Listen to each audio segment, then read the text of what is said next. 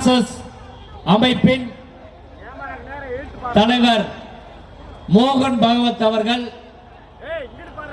ஒரு சவாலை தமிழ்நாட்டுக்கு நேரடியாக விடுத்தார். குறிப்பாக திருப்பரங்குன்றம் பிரச்சனை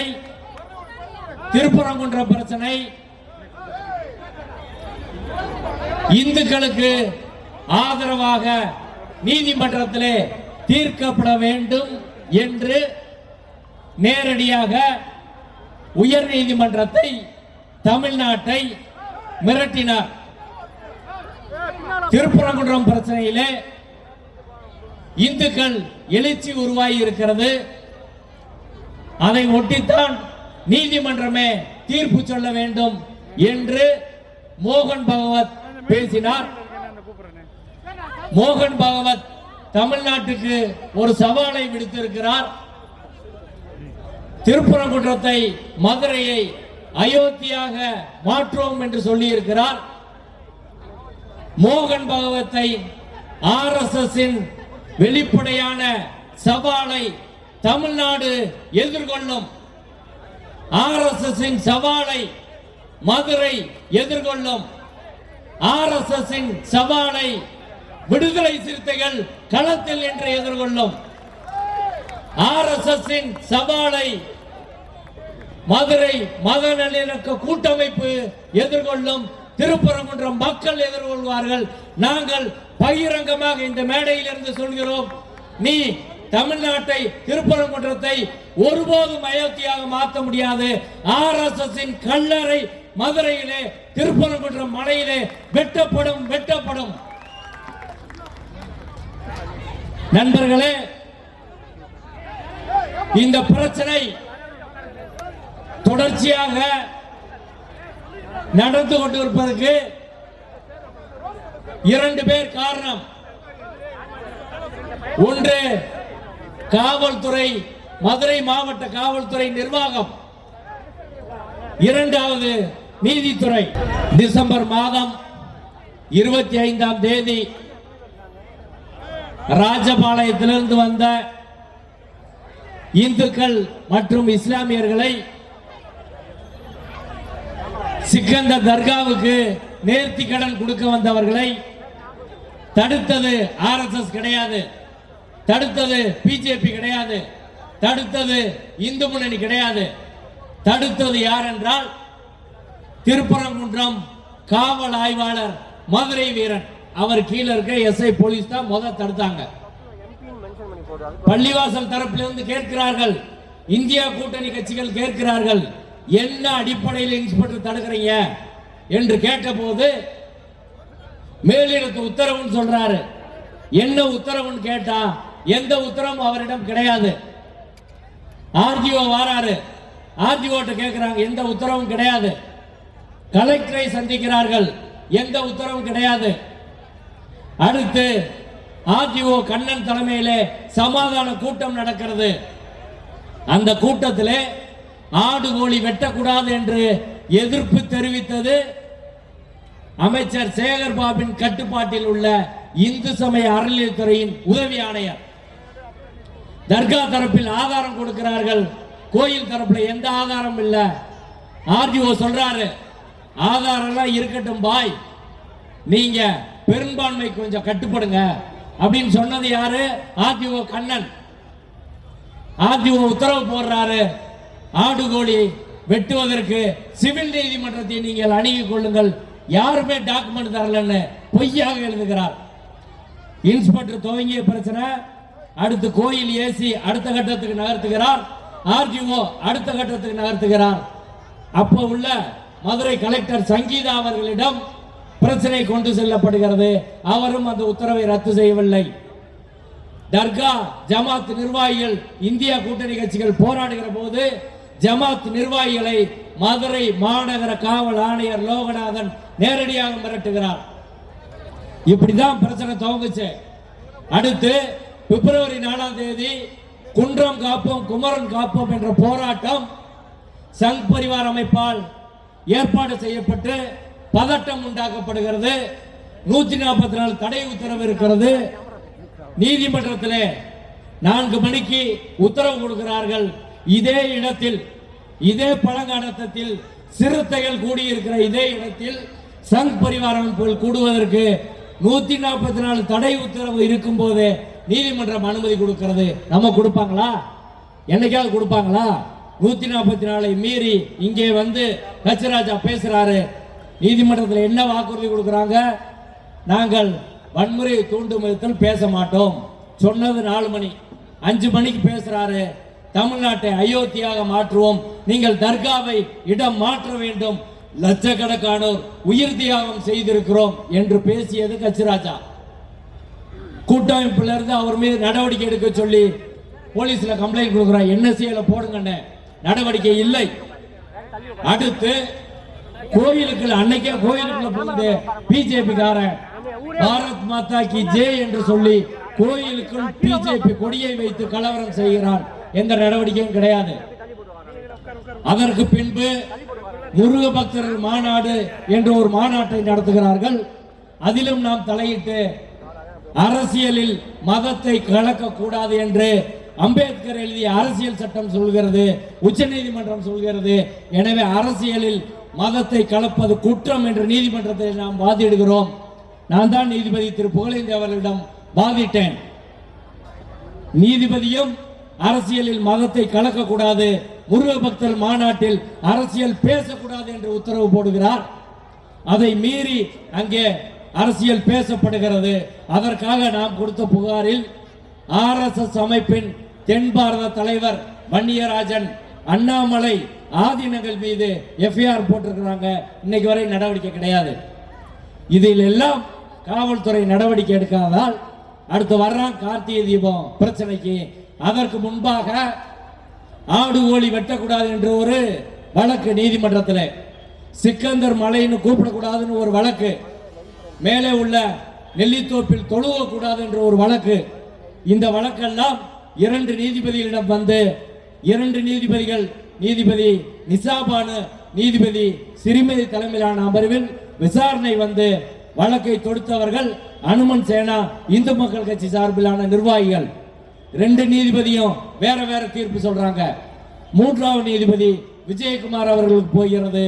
விஜயகுமார் அவர்கள் முன்பாக தர்கா தரப்பிலே நான் ஆஜராகி வாதிடுகிறேன். நான் ஜட்ஜிட்ட 2-3 கேள்வி தான் கேட்டேன். ஏங்க, ஆடு கோழி வெட்டினால் எங்க கோயில் ஒரு பக்கம் இருக்கு, தர்கா இன்னொரு பக்கம் இருக்கு. தர்கா இஸ்லாமிய மத வழிபாட்டு தலம். ஆடு கோழி வெட்டினால் மலையின் புனிதம் கெட்டுவிடும் என்று எந்த சைவ சமய நூல்ல இருக்கு, எந்த இந்து மத நூல்ல இருக்கு, எந்த புராணத்துல இருக்கு, எந்த இதிகாசத்துல இருக்கு? ஒரு டாக்குமெண்ட் கொடுக்க சொல்லுங்க இந்து முன்னணிக்காரன என்று கேட்டதற்கு எந்த ஆதாரத்தையும் தரவில்லை. அது ஆகம கோயில் என்பதற்கான ஆதாரம் கூட கொடுக்கல. 2வது நான் கேட்டேன், ஒரு மத வழிபாட்டு தலத்தின் நூல்களை வைத்து இன்னொரு மத வழிபாட்டு தலத்தோட வழிபாட்டு உரிமையை கேள்வி கேட்க முடியுமா? 1950 இருந்து 2025 வரை உச்ச நீதிமன்றத்தில் எந்த வழக்கிலாவது ஒரு ரிலீஜியஸ் டெக்ஸ்ட், ஒரு ரிலீஜனோட டெக்ஸ்ட் நூல்களை வைத்து, உதாரணத்துக்கு வேதத்தை வைத்து, இதிகாசம், புராணம், சைவ இலக்கியங்களை வைத்து இஸ்லாம் மத வழிபாட்டு தலத்தையோ, கிறிஸ்தவ மத வழிபாட்டு தலத்தையோ, புத்த மத வழிபாட்டையோ, சமண மத வழிபாட்டையோ யாராவது கேள்வி எழுப்ப முடியுமா? அப்படி ஒரு வழக்கு போட முடியுமா என்று நீதிபதியிடம் நேரடியாக கேட்டோம். எந்த பதிலும் கிடையாது. ஆனால் அதை மீறி நீதிமன்றத்திலே தமிழக அரசு சொன்னார்கள், ஆடு கோழி வெட்டி நேர்த்தி கடன் கொடுக்கும் வழக்கம் சிக்கந்தர் தர்காவிலே 100 வருஷத்துக்கு மேல இருக்குன்னு. ஆனால் நீதிமன்றம் அதை ஏற்கவில்லை. ஆடு கோழி வெட்டக்கூடாது என்று தடை போட்டார்கள். அடுத்து இன்னொரு பிரச்சனை, சிக்கந்தர் மலை என்று அழைக்க கூடாதுன்னு. திருப்பரங்குன்ற மலைய சிக்கந்தர் மலை என்று யாரும் கூப்பிடவில்லை. 1815 இனாம் ரிஜிஸ்டர், 1863 மானிய ரிஜிஸ்டர், மதுரை மேனுவல், இதுல எல்லாம் சிக்கந்தர் மலை என்று வெள்ளைக்காரன் காலத்தில் டாக்குமெண்ட் இருக்கு. அவ்வளவுதான். திருப்பரங்குன்ற மலை இரு பகுதியாக இருக்கிறது. ஒரு பகுதி திருப்பரங்குன்ற மலை, இன்னொரு பகுதி சிக்கந்தர் உடல் அங்கே அடக்கம் செய்யப்பட்டிருப்பதால், சிக்கந்தர் தர்கா இருப்பதால் சிக்கந்தர் மலை என்று வெள்ளக்காரன் காலத்து டாக்குமெண்ட் இருக்கு, வேற ஒண்ணும் கிடையாது. இப்போது அப்படி ஒரு பிரச்சனையே கிடையாது. யாராவது சிக்கந்தர் மலைன்னு திருப்பரங்குன்ற மலையை கூப்பிடணும் என்று சொல்லி ஆர்ப்பாட்டம் நடத்துறாங்களா, போராட்டம் நடத்துறாங்களா, நீதிமன்றம் போனாங்களா, கலெக்டரை பார்த்தாங்களா, ஆர்டிஓ பார்த்தாங்களா, எதுவுமே கிடையாது. கற்பனையாக சங் பரிவார அமைப்புகள் ஒரு பிரச்சனையை உருவாக்கி அந்த கற்பனைக்கு உருவம் கொடுத்து நீதிமன்றம் வந்து நீதிமன்றத்தில் அதை தீர்ப்பாகவும் பெற்றிருக்கிறார்கள். இதில் நீதிமன்றம் ரொம்ப விசேஷமா எப்படி சொல்றாங்கன்னா, அந்த மலையை திருப்பரங்குன்றம் மலைன்னு கூப்பிடணும் என்று மட்டும் சொல்லி இருந்தால் பரவாயில்லை, திருப்பரங்குன்றம் மலைன்னு கூப்பிடணும், சிக்கந்தர் மலைன்னு கூப்பிடக்கூடாது அப்படின்னு சொல்றாங்க. இங்கதான் நீதிமன்றத்தின் தீர்ப்பு எவ்வளவு மோசமா இருக்கிறது.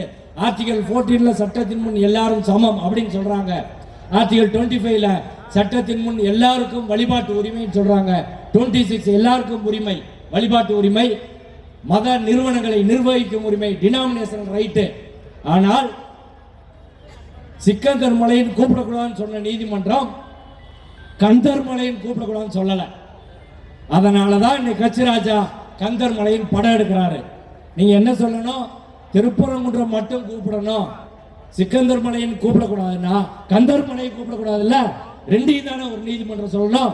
ஒரு நீதிமன்றம் எப்படி ஒரு சார்பா பேச முடியும்? ஆனால் ஒரு சார்பாக நீதிமன்றம் பேசியது, அநீதி அங்கே வென்றது. அடுத்து இந்த கார்த்திகை தீபத்தூள் வழக்கு 1923 ஒரு தீர்ப்பு இருக்கிறது, மதுரை சார்பு நீதிமன்ற தீர்ப்பு. அந்த தீர்ப்பை வழங்கியவர் நீதிபதி ராமையர். 35 நாட்கள் விசாரணை நடத்தி அரசு வழக்கறிஞர்கள், தர்கா வழக்கறிஞர்கள், கோயில் வழக்கறிஞர்கள் எல்லோரையும் அங்கே அழைத்து சென்று பார்வையிட்டு தீர்ப்பு வழங்கியிருக்கிறார். அந்த தீர்ப்பிலே மிக தெளிவாக தர்காவுக்கு எந்தெந்த பகுதி சொந்தம், கோயிலுக்கு எந்தெந்த பகுதி சொந்தம், அரசாங்கத்துக்கு எந்தெந்த பகுதி சொந்தம் என்பது விரிவாக வந்திருக்கிறது. அதுல குழப்பமே கிடையாது. 1923 தீர்ப்பு வழங்கியவர் பேர் ராம ஐயர், அந்த நீதிபதி பேர் ராம ஐயர் வழங்கிய தீர்ப்பு 1923 மிக தெளிவாக இருக்கிறது. அதுல சந்தேகமே கிடையாது. டைட்டில் டிஸ்பியூட் 1923 முடிஞ்சு போச்சு. அடுத்து 26 உயர் நீதிமன்றத்துக்கு வழக்கு போகிறது, அரசாங்கத்துக்கு ஆதரவாக தீர்ப்பு வருகிறது. 31 பிரிவி கவுன்சில் நீதிபதி ராம் ஐயரின் தீர்ப்பை உறுதி செய்கிறது. முடிஞ்சு போச்சு பிரச்சனை. அதற்கு பிறகு இந்த சங் பரிவார் கூட்டமைப்ப ஒரு வழக்கு போட்டு நீதிபதி GR சுவாமிநாதன் முன்பாக அந்த வழக்கு ஒரு 3 வாரத்துக்கு முன்னாடி விசாரணைக்கு வருகிறது. அந்த வழக்கு என்ன வழக்குன்னா, திருப்பரங்குன்றம் சிக்கந்த தர்கா அருகே இருக்கக்கூடிய சர்வே கல்லில் கார்த்திகை தீபம் ஏற்ற வேண்டும் என்பதுதான் வழக்கு. இதுல நம்ம யார் ஒன்றும் சொல்லல. ஆனால் கோயில் நிர்வாகம் என்ன சொல்லுச்சுன்னா, திருப்பரங்குன்றம் கோயிலுக்கு, முருகன் கோயிலுக்கு பழக்கம், வழக்கம், மரபு, ஆகமம் உண்டு.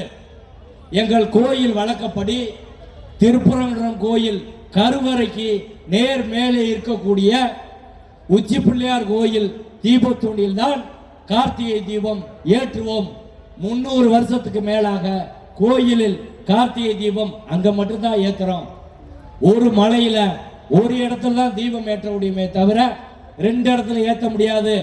திருவண்ணாமலையில ஒரு இடம், பழனியில ஒரு இடம், திருச்செந்தூர்ல ஒரு இடம், எல்லா இடத்துலையும் ஒரே ஒரு இடத்துல தான் கார்த்திகை தீபம் ஏற்ற முடியுமே தவிர 2 இடத்தில் ஏற்றுவது கோயில் மரபுக்கு எதிரானது. கோயில்ல இந்து சமய அறநிலையத்துறை சட்டம் செக்ஷன் 28 கோயில் பழக்கத்தை கோயில் நிர்வாகம் கடைபிடிக்க வேண்டும் என்று சொல்கிறது. எனவே கோயில் பழக்கத்தை நாங்கள் கடைபிடிக்கிறோம், அதை மாற்ற முடியாதுன்னு சொன்னாங்க. கோயிலோட தலைமை அர்ச்சகர் ராஜா பட்டர், அந்த ராஜா பட்டர், திருப்பரங்குன்றம் ராஜா பட்டர் தான் தமிழ்நாடு முழுக்க எல்லா கோயிலுக்கும் கும்பாபிஷேகம் நடத்துறவர். இந்த ராஜா பட்டர் சொல்கிறார், உச்சி பிள்ளையார் கோயில்ல தான் தீபம் ஏற்றணும், வேற இடத்துல ஏற்ற முடியாது என்று ராஜா பட்டர் சொல்கிறார். நான் நீதிமன்றத்தில் நீதிபதி ஜி.ஆர். சாமிநாதன் அவர்களிடம் கேட்டேன். ராஜா பட்டர் உச்சி பிள்ளையார் கோயில் சொல்றாரு. ராமரவிக்குமார் என்பவர் தர்கா பக்கத்தில் சொல்றாரு. ராஜா பட்டர் ஆகமத்தில் வல்லவரா, ராமரவிக்குமார் ஆகமத்தில் வல்லவரா, யார் சொல்றது நீங்க எடுத்துக்கணும் என்று நீதிபதியிடம் நேரடியாக நான் கேட்டேன். நீதிபதி அதுக்கு பதில் சொல்ல. அடுத்து இரண்டாவதாக கோயில் நிர்வாகம் மிக தெளிவாக நீதிமன்றத்திலே தங்கள் தரப்பு வாதத்தை எழுத்துப்பூர்வமாக மூத்த வழக்கறிஞர்களை வைத்து மிக தெளிவா சொல்லிட்டாங்க. கோயில்ல ஒரு இடத்தில் தான் கார்த்திகை தீபம் ஏற்ற முடியும் என்று. நான் என்ன கேட்கிறேன், சிதம்பரம் நடராஜர் கோயில்ல சொல்ற போது அங்க ஆகமப்படி கோயில் நடைமுறைப்படி சிற்றம்பரம் ஏறக்கூடாது, தெற்கு வாசல் திறக்கக்கூடாது, இப்படி எல்லாம் பேசுற சங் பரிவார அமைப்புகள் எல்லா சாதிய அர்ச்சகர் ஆனோம் என்று நாம் போராடுகிற போது ஆகமப்படி ஆக முடியாது என்று பேசுற சங் பரிவார அமைப்புகள் திருப்பரங்குன்ற கோயில்ல மட்டும் ஆகம வேணாம், வேத வேணாம், இதிகாசம் வேணாம், கோயில் பழக்க வேணாம், மரபு வேணாம், எதுவுமே இல்லைன்னு பேசினா இது அரசியலா ஆன்மீகமா? நீதிமன்றத்தை கேட்கணுமா வேணாமா? நீதிபதி ஜி.ஆர். சாமிநாதன் அவர்களிடம் இதையெல்லாம் எடுத்து சொன்னோம்.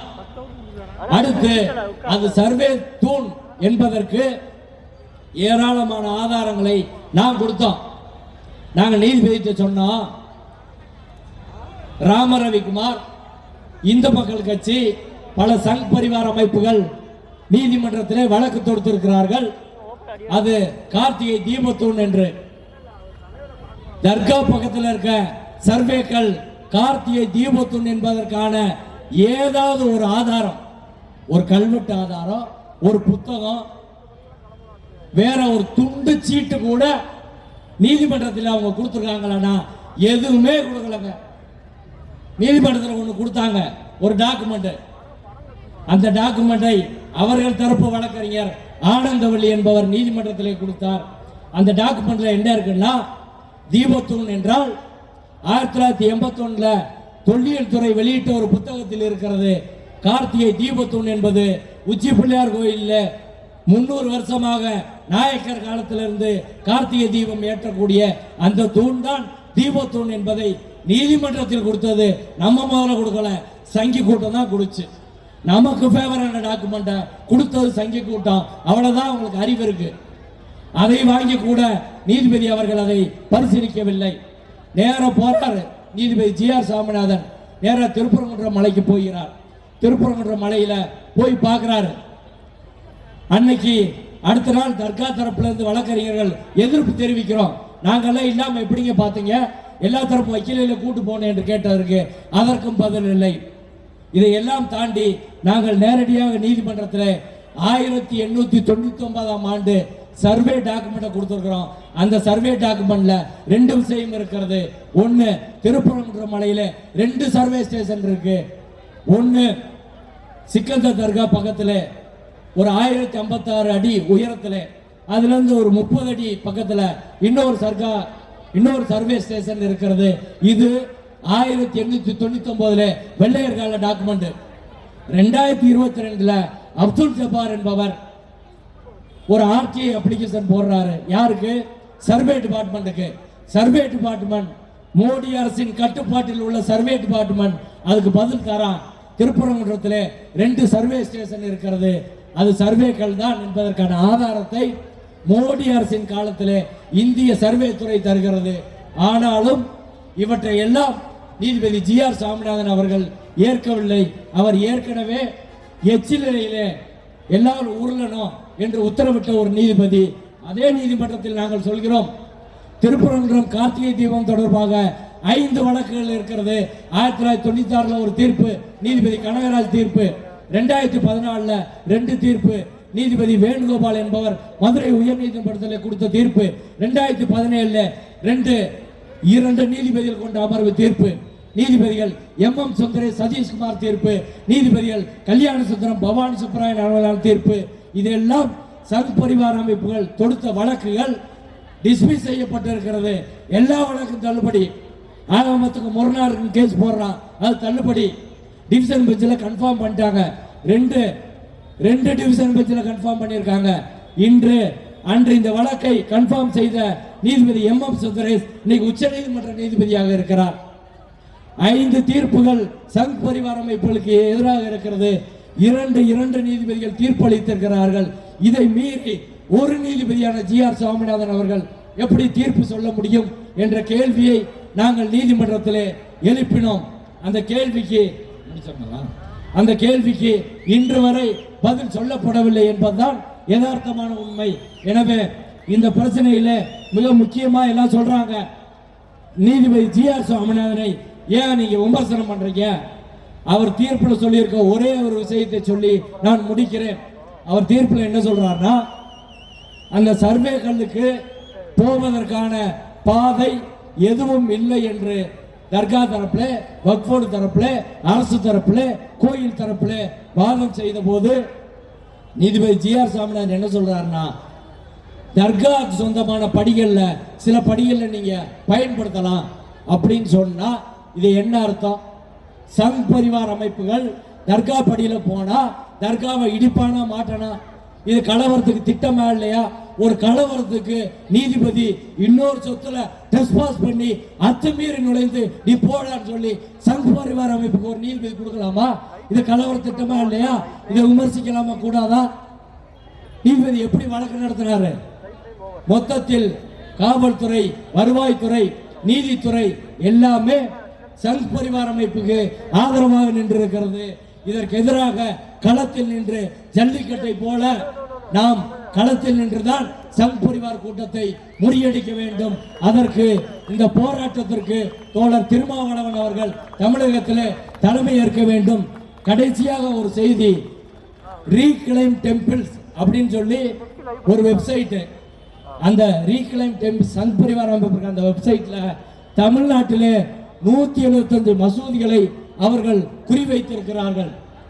தமிழ்நாட்டின் கோயில்களை அரசின் கட்டுப்பாட்டிலிருந்து விடுவிப்பதற்காக 1000 கோடி திரட்ட வேண்டும் என்று அந்த வெப்சைட்ல போட்டிருக்கிறாங்க. மதுரையில திருப்பரங்குன்றம் மலை, சிக்கந்தர், கோரிப்பாளையம் தர்கா எல்லாம் லிஸ்ட்ல இருக்கு.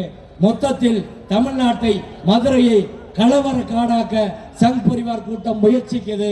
அந்த முயற்சிக்கு சிறுத்தைகளோ, மதுரை மக்களோ, திருப்பரங்குன்ற மக்களோ, தமிழக மக்களோ ஒருபோதும் துணை போக மாட்டோம்.